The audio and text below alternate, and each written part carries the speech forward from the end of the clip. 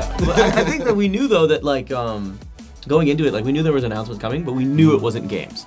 Because it's tradition every year that Joey is like, okay, gonna jump on Twitch. I'm gonna sit here with Mike Ross and make fun of him, and then I'm gonna tell you what the games are. Yeah, and that's also for the fact that they kind of build up the hype, and that way he can also talk to the community. Let me get ready. Let me go ahead and buy my ticket and go ahead and pay for my hotel. Because if you don't, you're walking or. Hopefully this year, it sounds like all 3 days are gonna be at the Mandalay Bay, right? So yeah, that's what is actually very surprising to me. It just takes so much to get that ready. You know, you have the main stage, you have everything up top that needs to be projected. I'm wondering if it's going to be like ballrooms on the side that they're basically going to run everything, that's a good question. Or are they going to really set up the entire tournament on the ground floor? The big question to me is the arena style top 8 returning?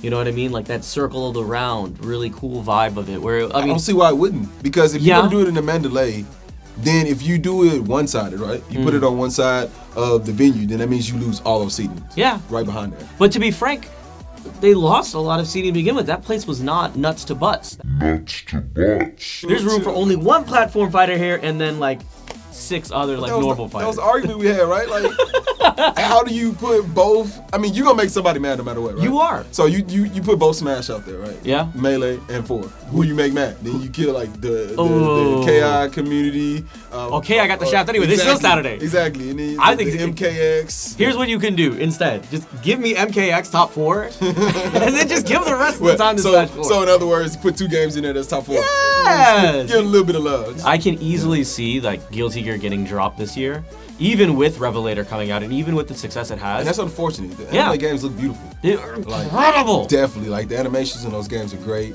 and the competition is really strong.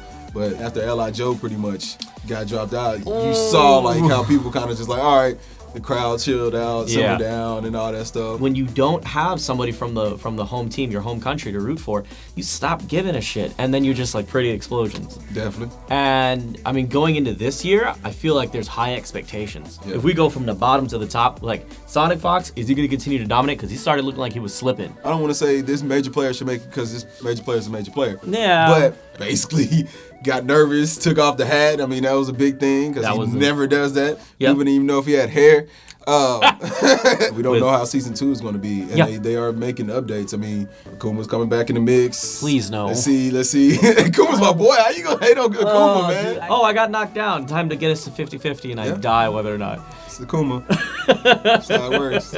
Regardless if it's a change or not, I still say Infiltration is a top 4 pick, and I still say Infiltration will probably win with that. But I will say that the X factor is still Daigo. Daigo is someone who gets better with time. Exactly. Okay, so recent changes that are going to be influenced by this EVO is HBox. He had one and then had one slip up, and it was just like, I think he had a bad day. It's fine. And then comes into EVO and just went to work. With him going full time, getting rid of his job, not using his degree, he's going to be incredible. Yeah. But this is the year. This is where things get really fun because up until this point, we've only had 4 of the 5 gods really competing. The one that's been notably absent is PPMD. Okay. Because he's been dealing with like crippling depression. I think come January, he's going to be coming back to Melee again. Okay. So this is huge from the lore perspective. So those are our thoughts. Hopefully you guys enjoyed it. And I want to hear your thoughts as well. Hit us up with those comments right down there below. And make sure that you check out our YouTube and hit us with a subscribe. You're watching Esports on PvP Live. Yeah!